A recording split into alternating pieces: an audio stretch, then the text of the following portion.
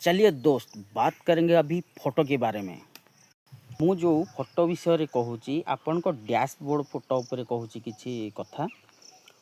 जदि आपण फेसबुक रे डैशबोर्ड माने फ्रंट पेज रे आपण को फोटो रे कौन सी स्टिकर जदि लगे कि रखुसंती ताहले केबे हेले भी आपणकर व्यूज बढ़िबो नाही, सबु बेले डाउन रहइबो। फेसबुक कहूची जे आपणकर फोटो नॉर्मल रहिबा दरकार। फ्रंट पेज रे सबु बेले फोटो नॉर्मल रहिबा दरकार।